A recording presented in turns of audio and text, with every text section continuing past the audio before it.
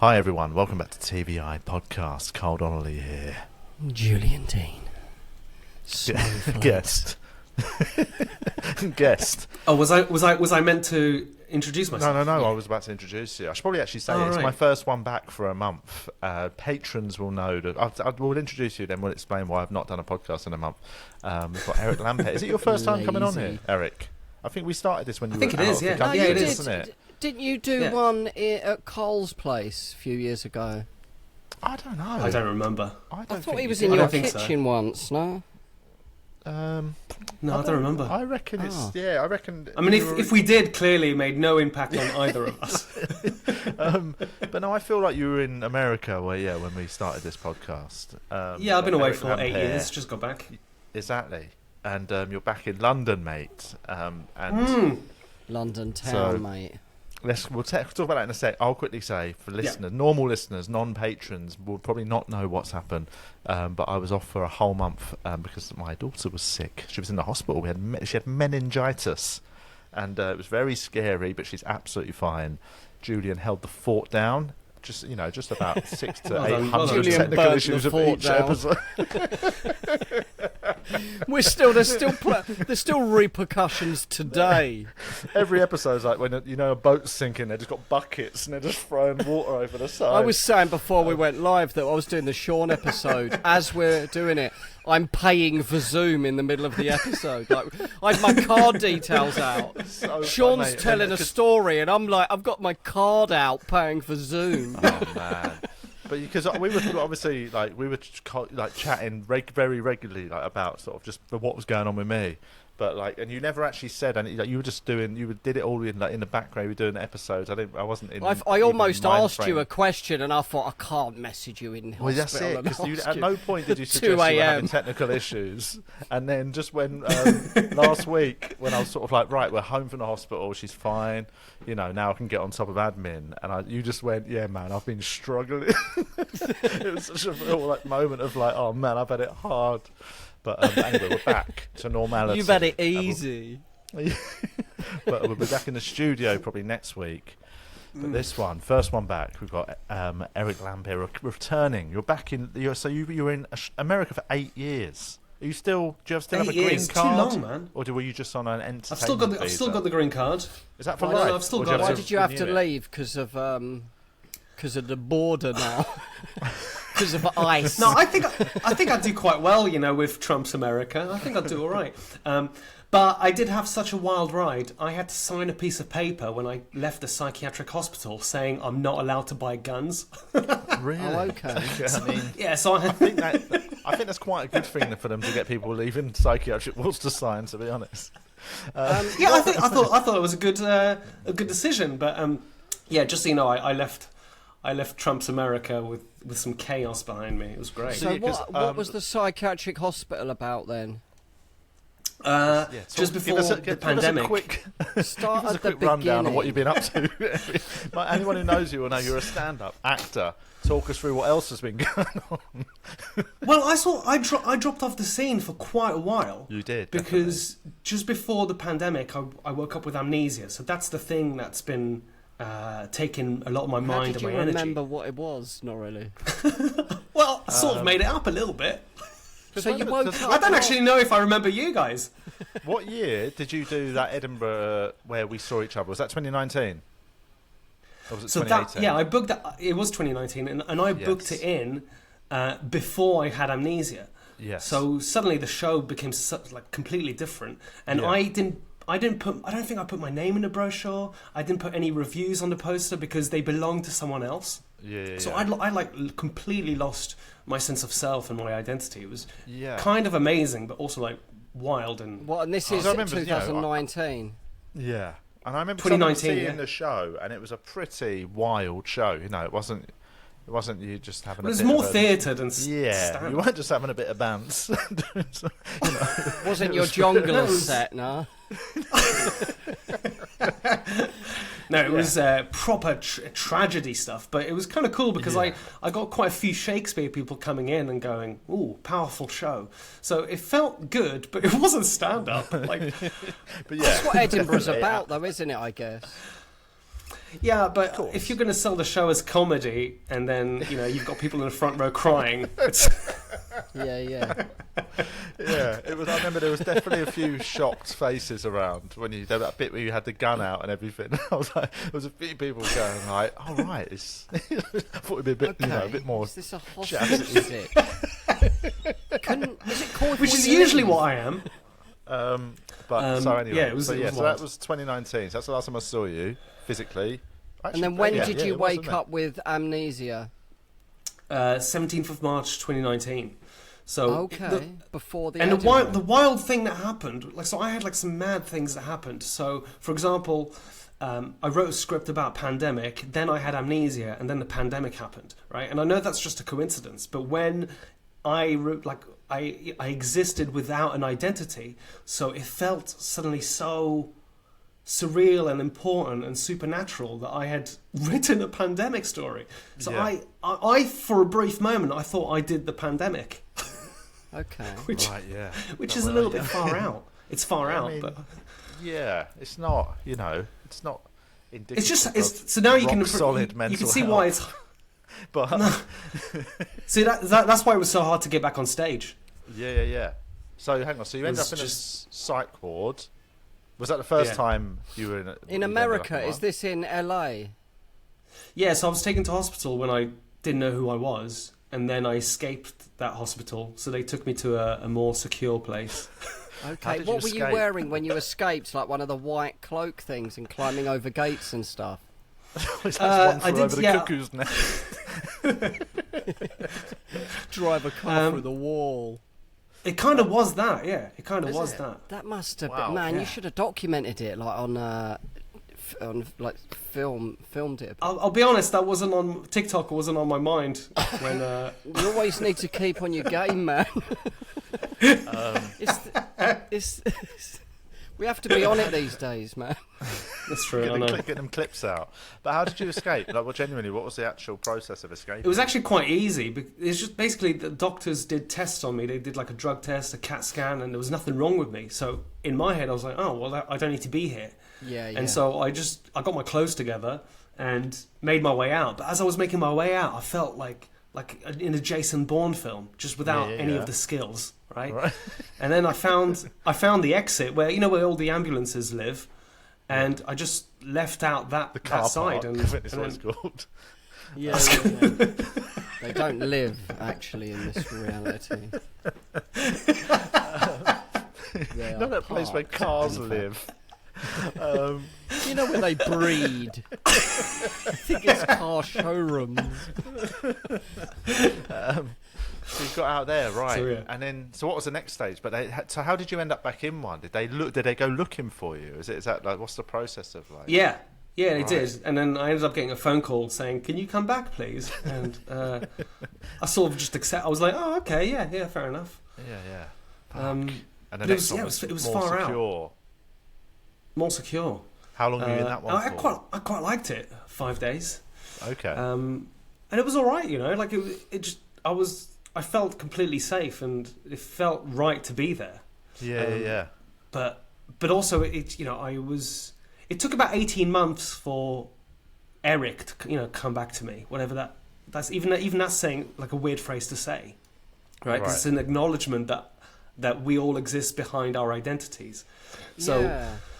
When you say amnesia, when you say amnesia, you properly forgot all of your everything, who you were at that point. So everything except for how my body moves. So I was able to move through space. Muscle memory, So it was pretty far out, yeah. So, amazing. As a storyteller, I remember going, "Whoa, this is an amazing experience." But as a human being, I ended up with PTSD and stuff like that because, I was walking for 18 months. I was walking around as something that it wasn't me. So that was it was pretty far out. But now I'm back in London trying to do some comedy. Yeah, but then I suppose I'm trying to get my head around what that it means in terms of when you say your old you came back to yourself after 18 months. But was it a gradual process of kind of like sort of just you knew like you'd remember more and you'd feel more like, oh yeah, of course that's what I used to do. Just like thawing out. Yeah, well, or was kind it of, yeah, you know, I'm back sort of moment? No, there was a moment. There was a moment. Wake up like Quantum Leap. But you know what I mean? but you know, but that's that. Yeah, like I know it's far fetched, but it's that stuff. Yeah. It was like, for example, every memory for those first few months, and actually even now, they feel like they belong to someone else, and the reason they feel like someone else is because every time I remember something new, they're filtered through this being, through this person who remembers not existing. I remember not being Eric. So did you have like new things you were doing in that period that have now stayed with you as you've gone back to your old self? Yeah, I mean, kind of, and it's one of the reasons why I sort of have become a bit of a hermit. Is because, and I think we all have it, our own inner dualities, you know, the yin and yang kind of thing. But mine was very much activated. Well, I was going to say, it's normally not that explicit that there's literally like almost split personalities. I felt like I had two selves inside of me, and the day. So, like I said, the day I remember becoming me was because I was crying. I know it's far fetched, but I was crying because of the millions of deaths that I did with the pandemic. Right. Right. So, like, I believe that. That's a bit gay. Yeah. It's. Did you feel though that I remember reading an Eckhart Tolle biography, and everybody thought he'd lost the plot, but it was just an awakening he had, where he was just completely present, and even he kind of thought, he went through so much pain in the night and had a complete breakdown, and then the worst he's ever felt, he wanted to die. Then he saw the light come through and the sun shine on something, and everything just lifted, and he was completely, and he just used to sit in parks for a few years, just completely content. I did that as well, and it was only when other spiritual people come along and said, "No, you've had an awakening. Like you are, you know what I mean? You are enlightened. You know what I mean?" Did you ever think that it might be that, or just that you're gay? If I'm enlightened,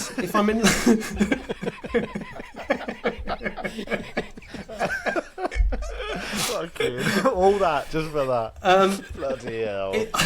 If I'm enlightened, I'd like to tell my bank account, because it doesn't seem to translate into money. So at the moment, you don't need it to or want it to if you're enlightened, mate. The thing is, attempting to explain the story depends on who the person hearing it is. So people have said awakening and spirituality and stuff, but if you don't believe in that, then I have to use metaphysical or scientific reasoning.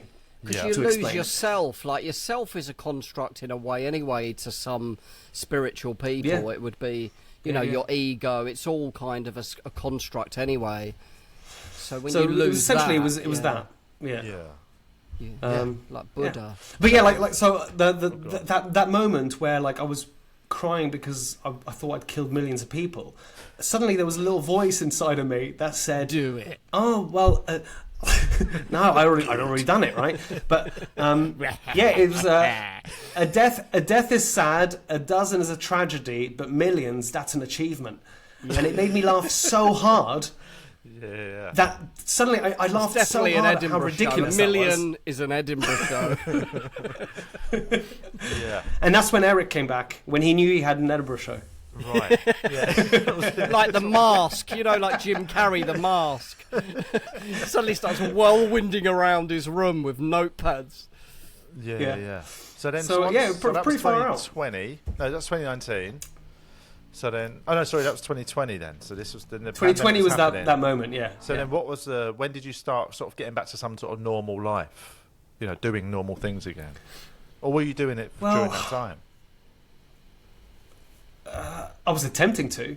And I think before all of that happened, I was an egomaniac. Like, I was all about, like, just achieving, and it's just me in this world, you know. Right. And now, like Julian said, there's been a sort of ego death, or whatever the right word is.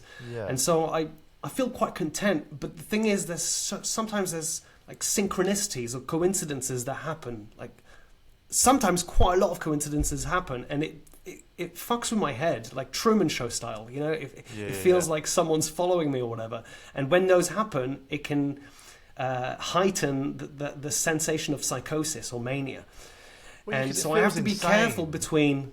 Like, it does feel I've insane. had moments of coincidence in my life that were so extreme, like that they felt like that. You're like, that can't be coincidence. Like you have a dream about someone you haven't seen in 10, 12 years, and then you bump into them. And then you see them that morning. That's happened to me before. And I didn't. It wasn't like they were a close friend. They were just someone in my school that I weren't even my mate. They were in my dream, and the next day I saw them drive past me in a car and bib. And I'm like, so you know when that happens, I think the danger is when it happens at a time when you are a bit more wonky or a bit more, so then they say it feels if you're like having a slightly paranoia or but also there's a difference between like it happening once, like very occasionally, and you're like, oh, that's so weird, but I would have periods of like every day for weeks there would be stuff like that happened, and so it's suddenly it would sometimes feel like I think something and then I make it happen in the world, so that felt very powerful. Or it was always going to happen in the future, but that meant the information travelled through me in a moment of clairvoyance. Either way, that's weird. Yeah. Like, that's just mad. So it's hard to like return to a sense of normal when all of that's happened. Of course. Have I ever told you, Julian, on this? I've ever said it on the podcast about the one I had when I was going through my divorce with my ex-wife. I don't know if I've ever told the coincidence we had. I might not have ever said it because it's sort of just, it's one of them things I just parked in my brain. Like, it was just insane. Like, we were going through a divorce. Where the memories live. Where the cars live. It was parked, right? It's that bit where your thoughts sit. But basically, we were going through a divorce. In your noggin. we hadn't spoken in any form of communication for 6 months. The divorce was just happening, but it was dragging, and it was getting like, it was just really horrible. And solicitors are just dragging it out and making it all really negative. And like, we were sort of being told not to have a conversation. And it felt like, in my head, it felt like the solicitors were trying to drag it out just because they get paid more, innit, right? And I kept thinking, oh man, I need to maybe I should just call, but I was like, no, that might make it worse. And then I went to Newcastle to do gigs, right? And I was walking down. I checked into the hotel, Travel Lodge or something, on your Premier Inn in Newcastle, some part of Newcastle. Went up in a lift. Oh, so she took a lot of money then if you're in a Premier Inn. This was before all that, but and like, it was like this is like a 12-story hotel, right? I go up to floor 9, whatever. I'm walking down the hallway to my room. And as I walk past an open door, and there's just a woman talking to somebody in that room, right? I don't notice it. I walk straight past, and I go into the door 2 floor doors down is my room. About 20 seconds later, my door knocks, and I open it, and it's my ex-wife, right?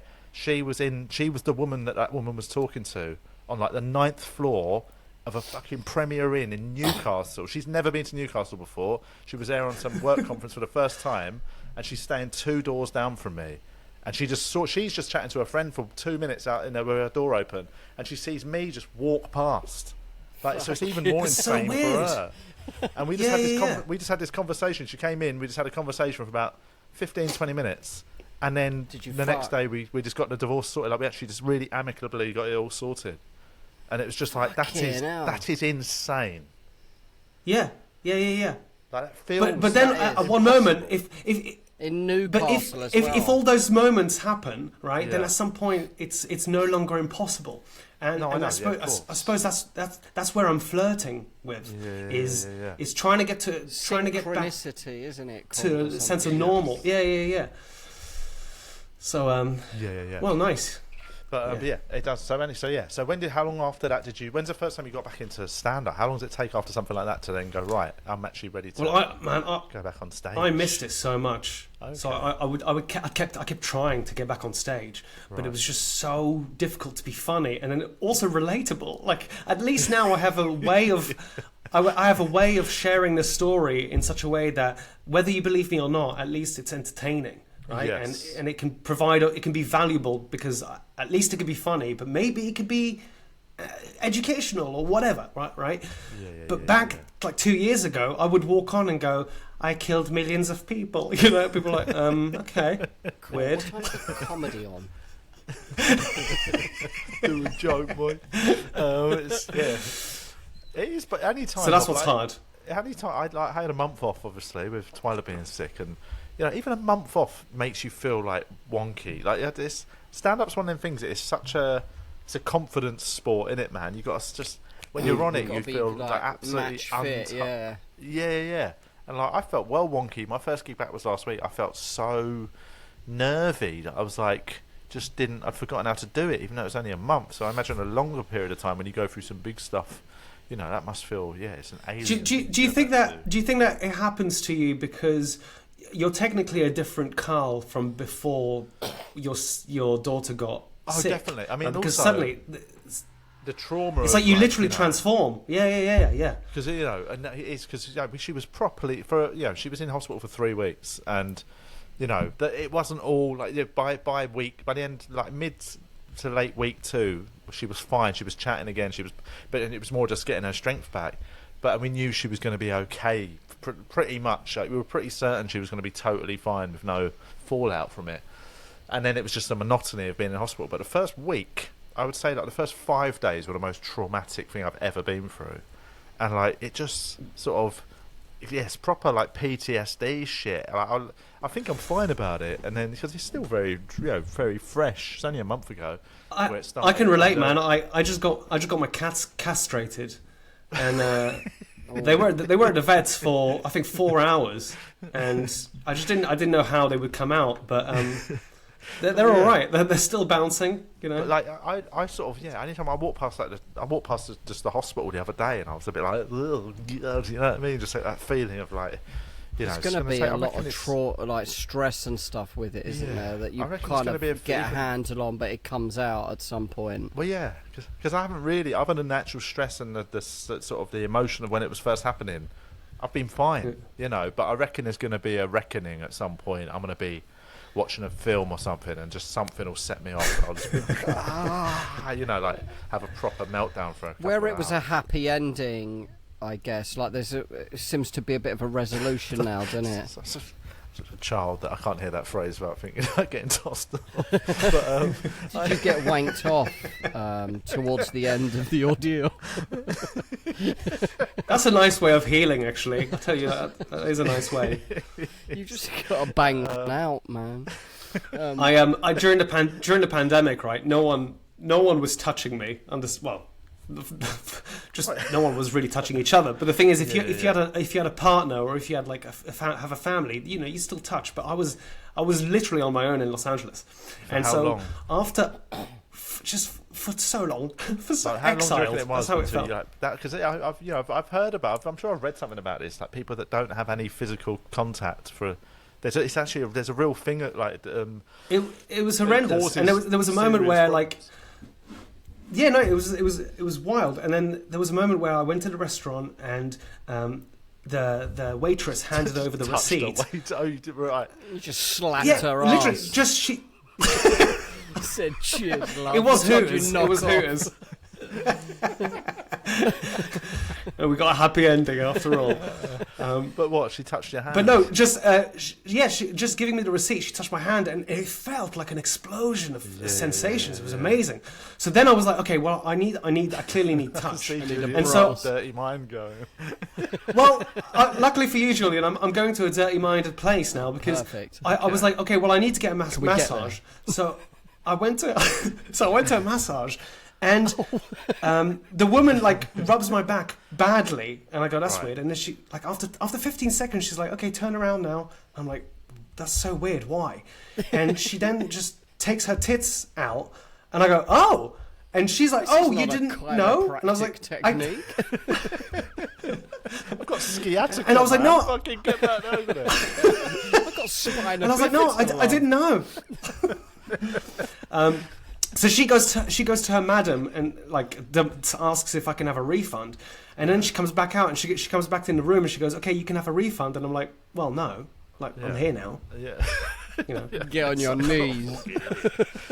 So did you This get comes wanked back, you off? got a Do you mind gimp me- do you mind- outfit on. Do you mind me asking, did you get wanked off? That's a question. yeah. I mean, It's right. I can see why you would do that, though. You know, we need human contact. That's why, like, is it like a 5-second hug is like good for your, like it's good for you, isn't man, it? it's absolutely crucial. Yeah, so imagine a 5-second hug around your penis. It's just really nice. 4-minute A 5-second knuckle hug. Nice cozy knuckle hug. Yeah. Did she? Okay, so the massage was substandard. So she was basically just giving men rubbing their back and then wanking them off. Yeah, Did in you all get fairness, to I would touch prefer the her? massage. We had full Sex? relations. Yeah. Oh, Protective, of really? course. Protective. But it was full on. that It was legal? like, Is it was that so legal? interesting. Sounds quite Is it legal in inappropriate. Where is America? this place in LA so I avoid it when I go? Wherever What it is was, the, I'm sure it was Which legal. is the name of the road? Because it's It was just my local. It was my local massage place in Right. East LA. Yeah. and it was happened to be a brothel. Oh my Oh well. god! You know, That is, we learn valuable lessons experiencing life, don't we? Yeah. would you ever go? Would you ever partake again? Because that's not something I'm really. I don't know, man. Like It's not something that I'm. I don't even like strip clubs. You know what I mean? I'm that sort of a level of prude. Oh, you haven't seen the right men take off their clothes, Yeah, though. you want to see I them mean, Chippendales I work say it, man. that. I would absolutely go and watch Magic Mike in the Hippodrome, whatever it is. Yeah. But no, Private I'm booth. not into sort of. So I don't. Yeah, it's not. I'm always fascinated by that world of. I love how much you stumble just to find your words, though. There's a part of you that clearly wants to bang. It's such a, it's not like Hugh Grant all of a sudden. Well, actually, I mean, what's a stripper? I've been to them a few times in my drinking early 20s. We used to work in the sales, and we thought it was like Wall Street, but we used to go to the Spearmint and Rhino for lunch and that. But as you get, it doesn't interest me going to a strip club at all. It's not something that I actively go for, but that experience did teach me a lot about how important physical touch is. 100%, yeah. You know, it's 100%. You know, if you're not getting it from family or friends, and I don't mean it as in sex, I just mean even just basic touch. Just fucking Like- hold me. So suddenly it taught me an interesting lesson about how I'd pay for someone to just hug me back then. Yeah. It It shows you what. brothel. Brothel where you just get paid that $5 just for a hug. I think those exist, They like do, in I Japan. bet, yeah. Yeah, I in was about to Japan say they do exist. definitely. They do. I Got think. Yeah, club card. Yeah, it sounds like. I mean, this almost sounds racially dubious, but I was literally going to say it sounds like Just something. the N-word Japanese would do. time.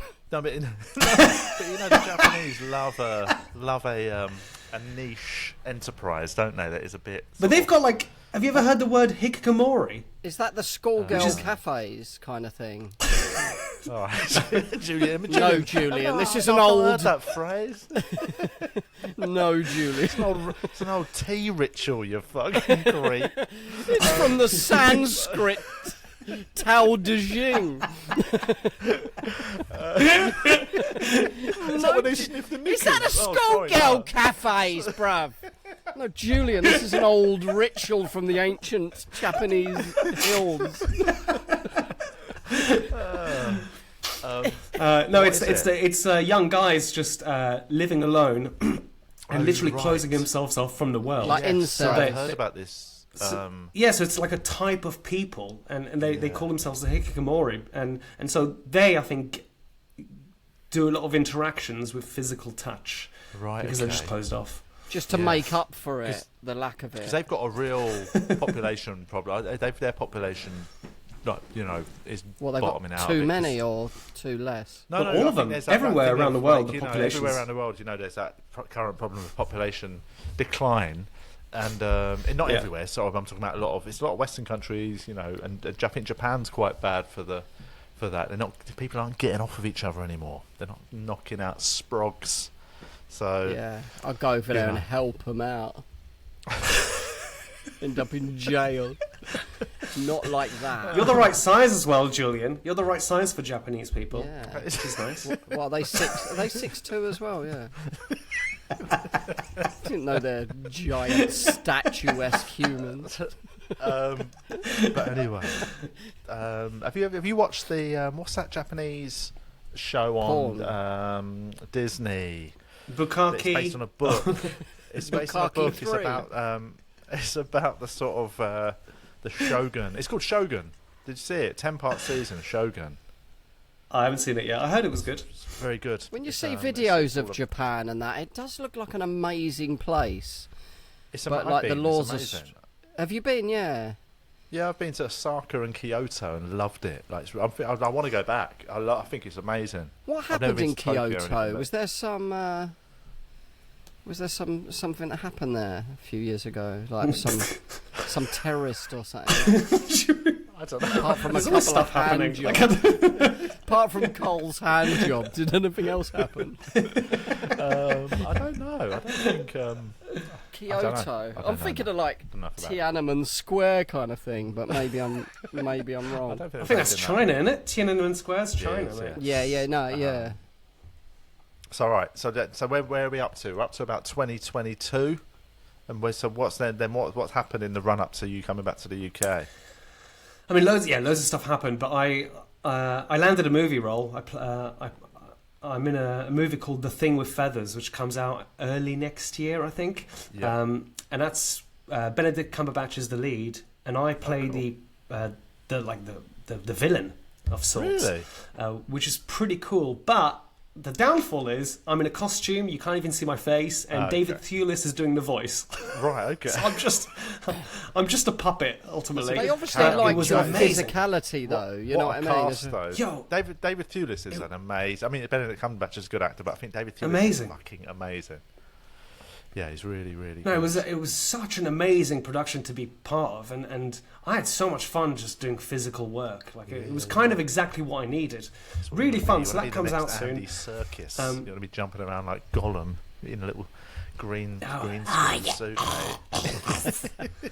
I'd love it, man. That would really suit me. I'd be quite good at that, I think. Yeah. So that's good. So that's one of the reasons why I'm back in the UK, because as soon as I got paid like decent money, I was like, I'm not going back. Like, the US is hard, man. It's really hard. And sometimes I wonder if it's hard on purpose, because when people are put under pressure, they either die or they sort of grow because of the experience. Well, there is that. And maybe I'm just romanticizing reality, but I wonder if they make it hard on purpose. But it's also, I know because then it's so much competition, isn't there? So difficult. In terms of the industry we are in, we obviously have friends who are in, especially in LA. I've got a lot of friends in LA, and like all of them say over the last sort of 5 years, things have just got harder and harder. Like, it is, it is harder now to sort of make the money you were making pre-pandemic, and there's a lot. It's just getting really tricky. So I do think it's not the gold rush it was probably 10 years ago, when I knew loads of people that were going over there. Like the time when you were going there, I knew loads of other people that went there as well, and it felt like it was drawing all the sort of talent. But now I know quite a lot of people are leaving it to go to other parts of America, just because sort of LA's lost its sheen. I guess everyone in the world is going there who wants that, aren't they? Like that's the mecca of acting, I guess, isn't it? So I think that like a lot of people might have this experience that go over there, is you go there to chase the dream, and then slowly you realise that you were already living the dream. Like, man, my career before I moved to the US was actually decent. Like, I had I had fun. Like, I had a lot of fun. I was making decent money and stuff like that. And then I go over there going, I'm going to chase a dream. And the dream went, get out. It's good that you did that, though. Is there any regrets with that? No regrets. But I suppose things are difficult. I feel like a newcomer when it comes to just getting gigs. But for example, you can build that back, though. That will come, I think. Yeah, and also because I doing the Montreal Festival and Johannesburg, I thought it would like translate to getting gigs over there, and it didn't really. And so I had to like think outside the box with how to still be creative and make money. So I learned how to write scripts. I learned the psychology of cinema, like, you know, like what kind of frames to use. Like, do you use a close-up? Do you use all of that stuff that I don't think I would have learned if I was here, because I would have just been complacent. That's great, So I am grateful for the experience. Where did you learn that? Reading books, or you did courses and stuff? Yeah, books. You know, stuff like that you YouTube. can do here, but just lots of YouTube. So it's no, I'm super grateful, but it's just painful as well. Yes. But what's it like in terms of cost of living and things like that? That, you know, we sort of, you know, I know groceries are expensive there, aren't they? That's one of the things. But then sometimes I think everything's more expensive in America now, is it? Yeah. I mean, from what I remember, or, you know, my experience is that so for, you know, here at least in London, or even just the UK, the public transport's decent, right? It's expensive, but it's decent. Public transport is absolutely worlds apart, obviously, but. But LA, like, you have to have a car. What, it's worse in LA than here, is it? Yeah. What? In terms of prices, because no one uses it apart from the sort of the nutters and that's uber poor, isn't it? What do you mean, like buses, the underground, and trains? They don't have there isn't like an underground, and like no one uses the trains and the buses. I'll give you an example. When I watched the movie Speed with my ex-wife, and you know, she's American, and so at the time we were watching it. And she said, "Oh, I would never take a bus." And I was like, "Why?" And she's like, "That's for poor people." Yeah, bloody hell. It's just the way they think in LA. It's a real sort of tiered system of who uses the bus and who doesn't. Like, you know, I know people that have lived there for 15 years and have never been on public transport. You know, it's sort of. And so, like, everything's just more expensive. But then the other wild stuff is, like, you know, you pay just as much or even more tax. But then if anything happens to you medical-wise, you have to pay for it. Like, I didn't buy health insurance, and then turns out that taxes will fine you for not having medical insurance. I didn't have enough money to buy medical insurance, so I get fined. Like, just, it was a system that constantly crushes you. And I mean, it's like there's an insane percentage, isn't there, of people that are in medical debt in America. Like, I'm talking, it's the craziest statistic you'll ever hear about America. Like, the amount of people that have some form of medical debt, even though it's obviously I mean, I have some debt. Yeah. What's the number? Let me check. 'Cause I remember reading about it. I was like, that's because I know people that have got really good health insurance, top level health insurance, but they still the incidentals that aren't covered by very good health insurance still come to, like, you know, $5,000 and things like that. Yeah. Wild, man. Like, just to give you an example, right? To take an ambulance, you know where they live, right? And then they pick you up, right? It's $1,500, $1,500 just to take you to the hospital. Yeah. And that's just one ambulance ride. So, you know, I mean, that's a profit, isn't it? Because that's more than their wages, petrol, maintenance. I bet £1,500 for that single journey. So they're making like a profit, a big profit on that, I bet. I'd fucking get an Uber. Anyway, I can't find the exact number, but it was something like 10%. Like 1 in 10 people or something have medical debt. I'd just study medicine and just sort myself out. Where would you start, Julian, with studying medicine? Where would you go? YouTube. No, I meant, like, what part of healthcare? No, just general health, I guess. Like, I'd learn how to do keyhole surgery, how to give myself the Heimlich. So, for example, a decent medical hand job. Pharmaceutical grade BJ. I had some stitches done, and that cost me $500. And then to take them out, there would be another cost. And I'm talking like a stitch on my hand. I would do stuff myself. I would slide them out myself, stitches. Well, I did. That's what I did. I ended up doing it myself to take it out, because I was like, I'm not paying £300 to just get them out. Like, I'll just do it myself. So, but that's kind of, again, part of the experience was. I was kind of happy to do it, because I was like, well, this is so Wild West, just doing my own stitches. I think I slid stitches out on myself once when I was younger. Is that because you were snitching? I got stabbed in my hand. I've still got a scar though. I had like 6 stitches. What prison were you in? Many, not really.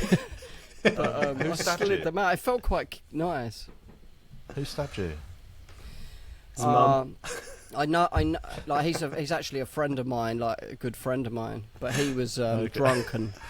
But the knife had been like my other friend had been sharpening the knife all day, like just watching telly. Is he a butcher? It was like razor fucking. It was like a lock knife, but it was like so sharp. My other mate, it was a bit older than us, Paul. He was a bit drunk and he was quite a violent guy, and he swung at me. I grabbed his wrist, so I had hold of both of his wrists. But he was a big, strong guy. Like he was the toughest in Eaglesfield School, and all boy, like he was a tough bastard, man. Yeah. And I got hold of both his wrists, and he just yanked down, and I just heard a slap, and I looked down at my hand, and it was just open, man. I could see the fat, and the blood was just. It was just dripping. I had like 6 stitches. I still got like when I get a suntan, I can see it better, but. Oh, so you've actually got maybe a stigmata, hey? What's that? Julian. It's a mark, a crucifixion wound that, Christ mark. Let's do some questions. We've got questions from our patrons to go. Let's do... Katie says, how's Eric finding stand-up back in the UK? I'm loving it, man. I'm loving it. I saw a very funny clip of you at Top Secret. It was very, very funny. No, I appreciate that. And I think I'm finding it a lot easier to MC at the moment than I do sets, because you can just improvise. And I think that's why I messaged you a few weeks ago, Carl, because someone said, oh, you're really good at MCing. Like, how do you do it? And it was because of you. I remember asking you how you did it, and you just went, keep asking questions. Eventually the funny will come out. And that always stuck with me, because it was the confidence of just asking questions and having a chat like you're at a pub with your mates. Well, I was chatting to... so actually, this weekend I did 2 nights in Cardiff, and the host was a guy I'd never gigged with called Kazim Jamal, and he was hosting, and he's newish, he's been around a few years, but like he was just, I was watching him like, he's really good, he's a really good host, and he's got that, what he has is that calm patience to not feel like he's got to say the funny thing after the first hello, how you doing? What's your name? It's not. He's not. You see, so many compares are so desperate. Like, get to a fucking laugh. Like, they ruin it. If they'd have waited and just chatted to them for another 10 seconds, they would have got something really funny. It's I've such always good said advice that. for people. Take that little leap of faith that you'll get there. Don't rush. Wait for the good one. I think what helps as well is I tell myself that as an MC, you don't actually have to be funny. You just have to be energetic and set the scene. And it takes the pressure off, and therefore you end up finding atmosphere rather than if you think of it as I'm going to create a good atmosphere for all the acts and the people in the audience, then you don't think too much about I've got to be fucking funny or overthinking the rules, trying to do too much of that old school comparing of like, right, don't start anything out or they'll destroy you. It's like, shut up, don't tell them. I hate it when a compere says that, don't heckle or he will destroy you. I'm thinking, just about to go on thinking, no, I'm not. No. They heckle me. What I'm going to do is try and say something funny, and I'll just think about how mean their heckle was for about 4 days. I'll just be really sad. Right. Like, what's the best heckle that you two have had? I don't know. Do you know what? I've actually received so few heckles that I can remember in my entire career. Like, you don't really get them that much, and they have definitely died out, haven't they? I think audiences are way nicer now than they were when we were all starting. It's a lot rarer, isn't it? Yeah, like the thing that can bother you is when people are talking like you get too a bit loudly. Don't get me wrong. I think nowadays people might check their phones, or there's other new things that are a bit rude. But phones. The old days of heckling, like you hear all these stories about the old days at Up the Creek and the Tunnel Club where people would plan heckles and shit. Like, that just doesn't happen anymore. You know what I mean? I think it's quite nice. People are nicer nowadays, aren't they, in general? In more certain used terms. to it, I guess. Have you ever had a really good heckle, Eric? Man, when I had like long hair and I used to put makeup on my face and stuff, I was like an easier target. And so the amount I would get was sometimes quite creative, man. I had olive oil from Popeye, every character from Narnia. Well, I remember you used to have such a. I remember. I don't know if it was something you did a lot. You had a line that I still think of regularly. I reckon. I remember you said it at a store, And it was when you were dressed like that you can split a room, and you went, look, I know I can split a room. Like half of you are thinking this guy's amazing, isn't he? And the other half are thinking, yeah, he is, isn't he? I forgot that. I still think about that and laugh. Like it's it comes into my head like every now and again, and I just crack up. It's such a good way of addressing the fact that you split a room. You know, do you remember that time, Eric, that you helped me carry that? I might bring it back. Carry that desk. Do you remember that? No. We did a gig. We did 2 nights in Nottingham gig, and the second night you compared, but you did about 25 minutes before me, and not to blame you. It's not your fault, partly, but I it's went not on. Anyone else's Don't fault. you remember? I bombed so bad, and we were driving back, but I bought a desk. And we drove somewhere on the way to London, miles out, and we got there. But I bought a desk. I've still got it. It's behind the computer. I won't show you because it's a mess. But I thought it was really big, but it was like a little kid's desk. Don't you? And you Julian, I know I had amnesia, but I don't remember that. I put it in my boot, and we drove to London. Don't force a memory in me. I don't remember that. I'm not saying this to That's the thing now. Screw with you your can all start mind. playing pranks with me now. Yeah. We got married the next day. Do you remember? Let's do some more questions. We've got this one. Let's do this one actually, seeing as it's quite current. Is Mike Tyson's career over? I mean, he wasn't. This wasn't. I don't think this was part of his career, really, was it? It was more of a novelty. Yeah. I mean, I didn't watch it. It's not at the didn't peak really want of his to partake boxing in career. it. It was a shame. It was like he got a 10 mil payday or had more, so or 20 many maybe. more. But his legacy suddenly dropped. I don't think if it'll that makes affect sense. Like, personally. It's not affecting it for me But do you not anyway. think his legacy? Yeah, but his legacy definitely. You know, people think of the good years. They don't. You know, and they sort of wipe out the biting and all the crazy shit he did at the end. Like his legacy towards the end, he wasn't good. He was when in a he bad was the place, he shouldn't be reigning in boxing. champion, undefeated. Yeah, he was like until he until he got beaten by Buster Douglas, he was amazing. But after that, he never was the same. And the actual end of his career was all pretty bleak. And now he's actually rebuilt himself to be this weird sort of quite a nice hippie old man, philosopher kind of guy. Sort of the horrible shit he did. And like, I don't know. I feel like people aren't really thinking about the actual fight. I think a lot of people respect him. I mean, Jake Paul's 27. You know, he's not the best in the world, but he's a pro boxer. You know, he's fought boxers. Well, I mean, he's not a pro. He's not fought a single pro in an actual. He fought Tommy Fury. He's pretty good though. He's a pretty good fighter. But Tommy Fury's not. You would not say. I mean, he's not like fought top 10 yet, and he's not fought top 10, or even a top 50 or 100.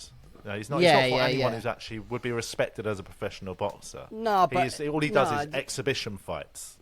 Yeah, I agree. Yeah, and he lost to Tommy Fury. Tommy Fury wouldn't be in the top 500 heavyweights in the. I definitely agree. Probably. Like he's not a contender, is he, in the boxing world? But you know, he can box. He's got energy. He's 27. Tyson's he's big, and Tyson's nearly 60. Your reaction speed. I just think Tyson, like you said, Carl, he does come out with some really beautiful wisdom stuff now, and if he really needed money, he could have found different ways of making money. Well, he's rich, and it just seemed he's a fighter in his heart, though, isn't he? He's been doing it for so long. It's an easy payday. I think it was a weird. I think the shame is on Jake for not being able to finish it. You know what I mean? He's 60 years old.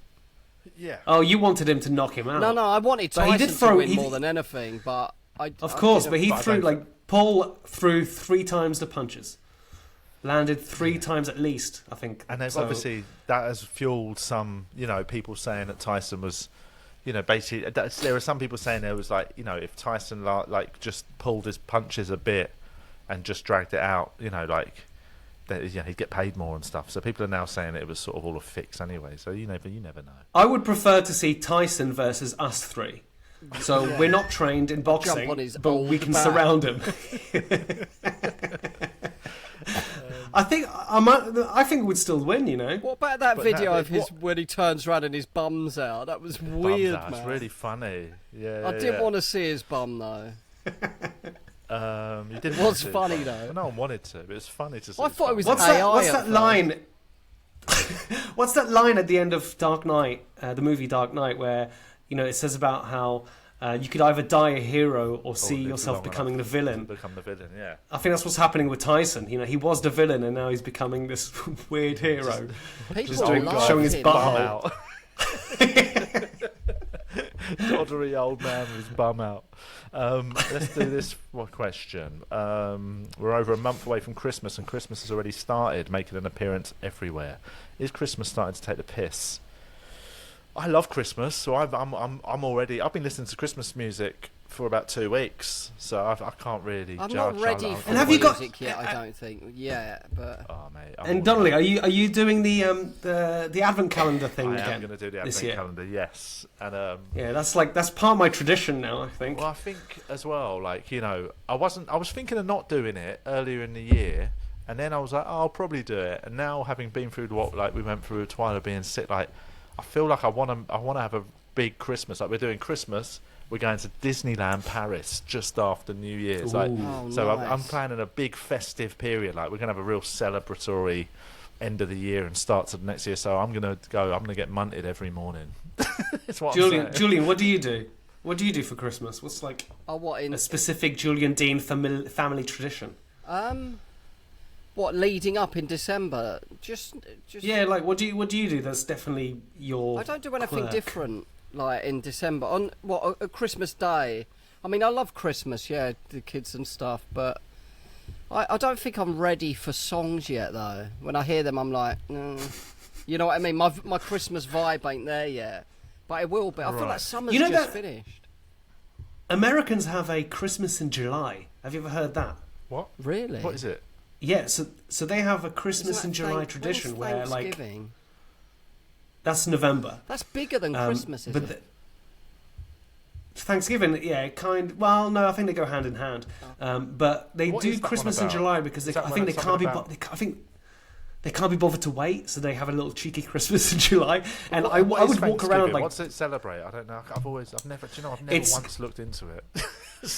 It's just essentially it's giving gratitude for the year, right? So but what was originally it stems from supposedly when the Pilgrims came to Cape Cod and like Massachusetts area and stuff, and they would trade with the Native Americans, and then on one specific day, they would do some trading, and they had like this huge feast, and it was like showing gratitude to each other's culture, kind of thing. I don't quite know, but massacre in them. Yes. That's why some people don't like Thanksgiving because it supposedly comes from that. But if you were just to take the thanks. Like Australia Day, everyone says, like basically the indigenous people of Australia call it Invasion Day, which is way more accurate than fucking Australia Day. Well, that's. But I like Thanksgiving because by Captain. Well, yeah, it's about it's the day that it was supposedly they first landed, but it doesn't really take into account Invasion the Day there already, which is kind of rude. Okay, what would you give someone as a gift for Invasion Day? It's a tricky one, isn't it? Smallpox. Just a little vial. Right. So anyway, there's Chris. So what are you doing for Christmas? I'm off to France to see my French fam. But yeah, I never had a tradition really. He was a jockey, wasn't he? He was, yeah. So I'm not hanging out with him this year, but we moved around. Almost every year I was in a different country or in a different place when I was a kid. Yeah. So I never really grew up with a tradition. I suppose my tradition is to not have one. He was travelling around doing Okay. Moved around quite a lot, yeah. So it's kind of cool to have had like different flavours of Christmas, but it means that I sort of miss out on the stereotypical tradition. But if I ever start a family, then there's a part of me that's quite excited about that's starting my own tradition. Because I never my family weren't very Christmassy, and like my brother was 7 years older than me, so we never had I don't have, I always sort of remember it, but I don't have massively fond memories of Christmas growing up. They don't they're not stuck in there like these magical like sort of days or whatever. And it wasn't but now I love it a lot. Sort of as an adult, I love Christmas because I've sort of lent into it. And whereas my parents just would do the chuck a tree up, a few cards, whatever, and there was it didn't feel too Christmassy. Whereas I go I go full on, man. I'm well into it.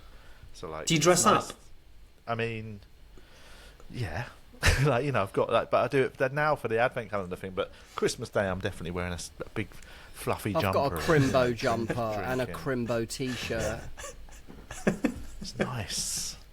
I might not be allowed to my kids' nan's house this year because we had a bit of an argument last year. Oh, Merry Christmas. I know. So I'm like, what's the argument about?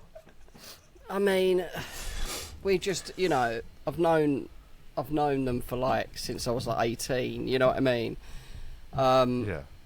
I don't know. It was it was partly me.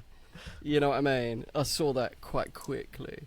When's Invasion Day? Because maybe you could go to her house that day and make up for it. Start pillaging. So I'm half thinking I might even be on my own Christmas Day.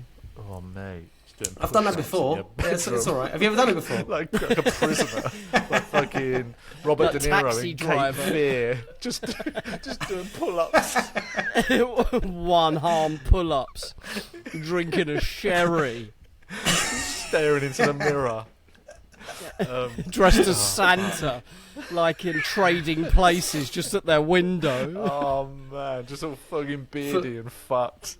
I got kicked out of my Christmas house tattoos, actually, Christmas, like around Christmas, and I woke up at my mate's sofa Christmas Day. I was like, and his mum had put a little stocking at the end of the bed. It was really sweet. Oh, that's sweet. Yeah, it was sweet. Yeah. Christmases were good when I was a kid, though. Like my mum made, she made it really special. I've got good feelings about Christmas. Yeah. How long we got left? That's what I want to do. Let's try and get through a couple more questions. Who from Mick? Who are your top 3 Erics? Top 3 Erics. Eric Cantona. Eric Morecambe. Eric Morecambe. Eric Cantona.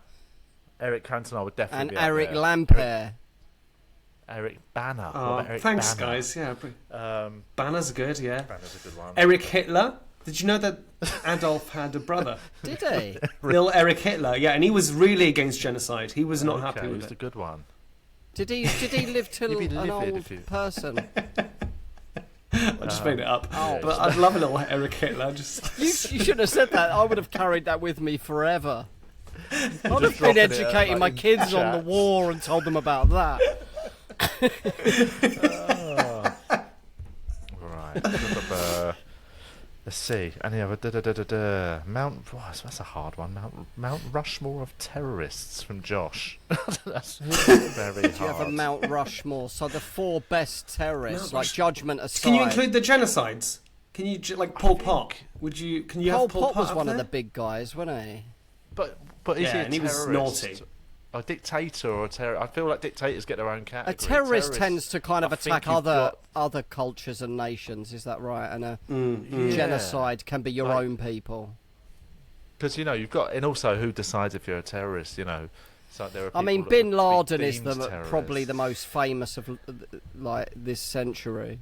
Yeah, he did good. He did a good one. He did some achievements. The Unabomber. I went to school with the shoe bomber. Richard Reed? Richard Reed. He changed the way we use airports to this day. Yeah. Wouldn't it be amazing if Guy Fawkes has got Guy Fawkes? Oh, classic. Yeah. Is he a terrorist? But he did fail. He didn't really do anything. Is he like a good guy or a bad guy in general public's eyes, would you say? Well, weirdly, I didn't realise, but the Guy Fawkes night, and that is like it was to celebrate the fact they stopped him blowing up Parliament. I always thought it was to celebrate somebody trying to blow up Parliament. That's what I thought. But I don't know if the government are really behind that celebration, are they? No, I've always thought that we're celebrating him. No, we're all shilling for the government when we support it, man. When you were a kid, did you ever do that penny for a guy? That seemed to be so common when I was a kid. Yeah. No one does that What anymore. is that? Like you'd pretend, you'd make a pretend geezer. person, and you'd sit there outside a shop, Yeah. and you'd say penny for a guy, and people give you money for fireworks. Yeah. Okay. Yeah. Bobby That doesn't- Sands, he would be it's weird that classed that's by the gone. British as a terrorist, but I'd say he'd be on my sort of. Oh, I've got a good one. Do you remember the pilot that just crashed his plane in the Alps? Because he was a bit depressed. And he depressed or Is whatever. that a and he just terrorist, went though? for A it. terrorist is for a cause, Yeah. isn't it? I mean, For if an you're on the organisation. Well, I think he was just annoyed. you'd be pretty terrorised, mate. Yeah, no, you could be So- terrorised, but he was the depressed I know guy. what It's you different, mean. isn't it? Yeah, but because he was depressed, let's cheer him up and put him on the wall, on the mountain, Give him a slot. next to Bin Laden. I mean, I'd struggle to put him up there personally, but you know, it is a Shamima democracy. Begum. Shamima Begum, do you know her? The girl who got basically trafficked and ended up living And they marrying won't an let her ISIS back into fighter. England. Yeah. No, even though she was only 15, she got groomed by a fucking terrorist, I suppose, and now she's not. I mean, let what back she in. did was wrong, obviously, but she was born in England. I always thought that was odd. They wouldn't let We've her all back. done Like, I things wasn't wrong when even we were born 15. here. When you were Not that I'm 15, imagine this, right? I'll put this to you. If you were 15 and a really fit 20-year-old female terrorist groomed you, you would have done anything, I'm in. mate. You would have gone off anywhere. Yeah, I'm mate. already in. You would have gone to Iraq, Afghanistan, anywhere, man. Flown into Do you know what I Canary mean? Wharf. Exactly. So I think you can be forgiven for what you do when you're 15. I think she should be let back in. And I think there's get an on, like, argument. Big Brother or definitely, something. yeah. She should go into Yeah, the Celebrity Big Brother. Celebrity Jungle What this season. I want to do, I want to be like, do you remember Max Clifford, who was that She sort should of go on Love celebrity Island. PR guy? I want to be. I want to try and launder her sort of reputation and get her back in. He's in jail now, isn't he? For a few years he's been in, isn't he? For being a What nonce. did he do? Diddling? Was he diddling? Yeah, he was I didn't know- diddling. I didn't Yeah, know that. Max Clifford. he was putting his hand in the till. Is that an actual phrase? Putting his hand in the till No, for diddling. it's a phrase Oh, for he's someone dead. stealing off their boss, isn't it? He's actually dead. Oh, he's dead, now, is he? Max Clifford. Yeah, he's been dead for Oh. 7 years. Soon, 10th of December. Julian. It'll be 7 years in December. God rest his soul. But One love, one R.I.P. love. Minute silence. Another this one. episode's dedicated to Max Clifford. Now, what did he do? Let's find out. It was indecent assault. I take back that dedication. Oh, okay. So it might not have been It was, children then. I take that back. It's part of Operation U Tree, so I think that might be wrong. It might be kids. Oh, Might be them young, fresh ones. girls between the age of 14 and 19. Okay, yeah, he's. Ah, This is that's an interesting way to fine end a then. podcast. I like that you went from Christmas. Oh, how are you enjoying Christmas? And now we're just To saying it's celebrating fine diddlers. what Max Clifford did, because No, I'm now dead against him. He's in the bad books. He's on How Santa's naughty list. what made you suddenly against? right. He's going up Mount Rushmore. He terror. Yeah. All right, let's wrap up proceedings. Yeah. Bin Laden. Do you have any happy questions? No, that's not. This that is was the fitting happy for our question. listenership. This is from the happy question list. You're right, Sorry, I'm you have an dying. asthma attack. Sorry, I'm just feeling emotional because of Clifford's death. It was what a way to find out. You could have fucking let me know. The general is dead. All right, let's end the podcast. Eric, you're back in town. People can go and see you gigging around in the town. place. Follow you on social media. Yeah. Follow me on social media. I've got a podcast called Art of the Covenant. Cool. And on my YouTube, I do quite a bit of exploring the what happened to me. So it's quite fun. So if you're into comedic spirituality stuff, the podcast and the YouTube is where I What's sort the of put my YouTube and thoughts. podcast handle? The YouTube is called Surfing Chaos. Surfing Chaos. Ooh. Yeah. I thought that was appropriate Check it for out, guys. getting ready for the unknowable future. And then the Yep. podcast is called Art of the Covenant. Art of the Covenant. Yeah. So come and check it Excellent. out. Lovely stuff. Yeah, thanks, lads. It's good to see you, man. Thanks for everyone's. Yeah, it's good to be back. hopefully I can see you in the flesh soon. That'd be nice. Yeah, let's do it. Nice massage. And thanks for everyone tuning in. Thanks, patrons, for supporting the podcast during such a rough time over the last month.